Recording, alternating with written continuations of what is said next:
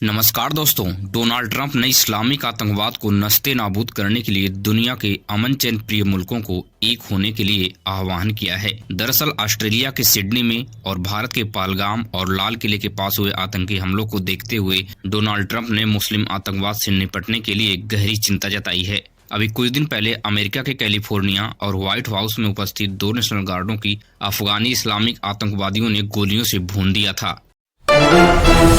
दिल्ली के जानलेवा प्रदूषण से दिल्ली के हर घर में लोग बीमार हो गए हैं। दिल्ली के 52% लोग नाक, सांस, गला, फेफड़ा जैसी गंभीर बीमारियों से पीड़ित हो चुके हैं। मगर प्रधानमंत्री मोदी और दिल्ली के मुख्यमंत्री रेखा गुप्ता सहित कई इंजन यहाँ पे फेल हो चुके हैं। प्रदूषण से निपटने के लिए इन लोगों के पास कोई भी उपाय नहीं सामने आ रही है और इतनी भयानक प्रदूषण फैलाकर दिल्ली के अमीर लोग गंदगी बढ़ाकर दिल्ली को छोड़कर निकल गए हैं। इस वीडियो को देख के आप खुद ही समझ सकते हैं।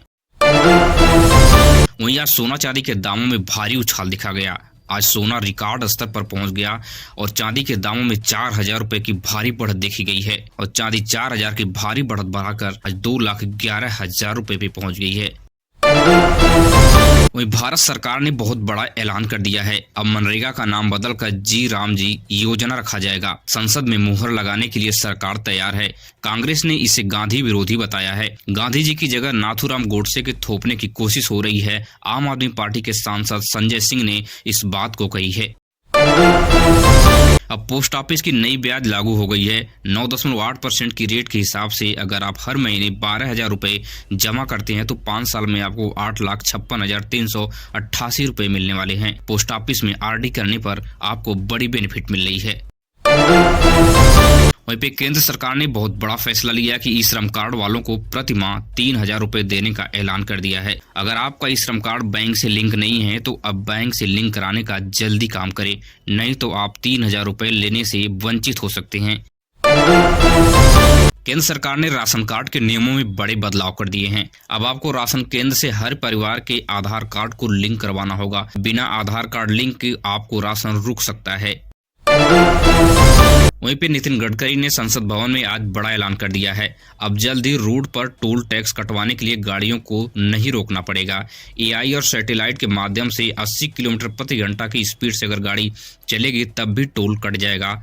गाड़ियों को अब 1 सेकंड रोड पर रुकने की कोई जरूरत नहीं है।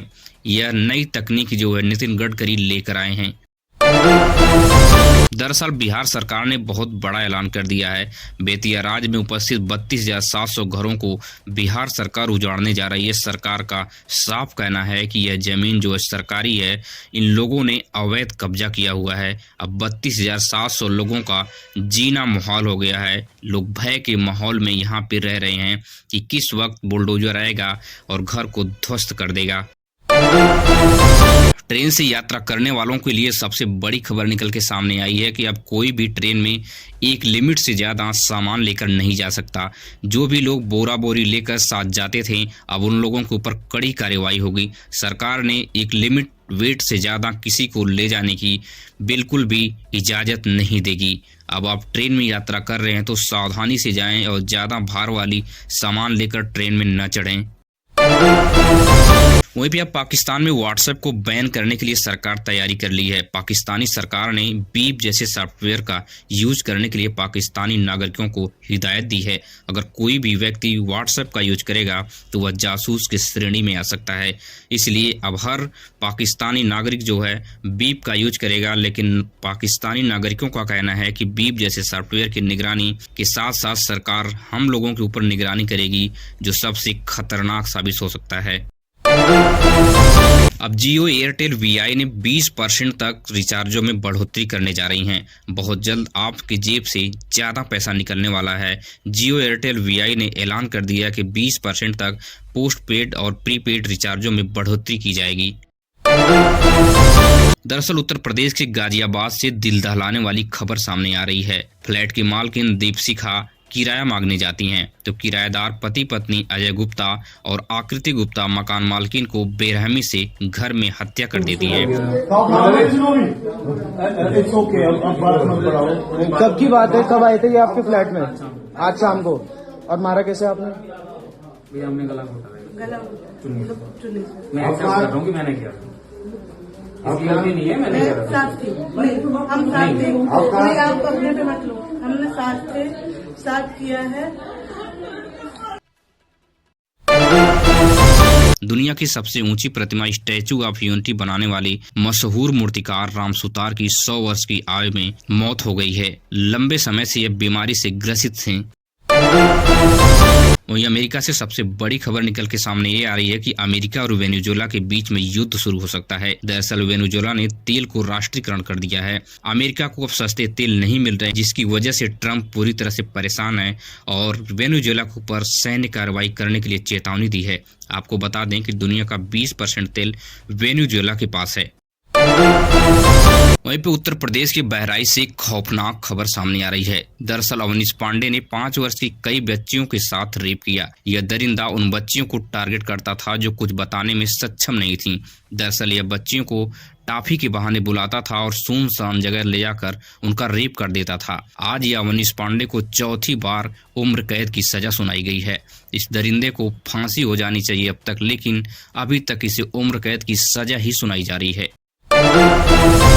अब आपको सबसे बड़ी खबर बताने जा रहा हूं कि रूस और यूक्रेन युद्ध को लेकर बड़ी खबर निकल के सामने ये आ रही है कि दरअसल 2 भारतीय छात्रों की मौत हो गई है। इन दोनों छात्रों को जबरन वहां की सरकारें ने युद्ध में उतार दिया था और आज इन दोनों को वहां की सरकार झंडे में लपेटकर अपने देश भेजी है। दरअसल इन दोनों के माता पिता का कहना है कि ये दोनों छात्र जो हैं वहां पढ़ने गए थे और ये वीडियो में अजय गोदरा की एक वीडियो है।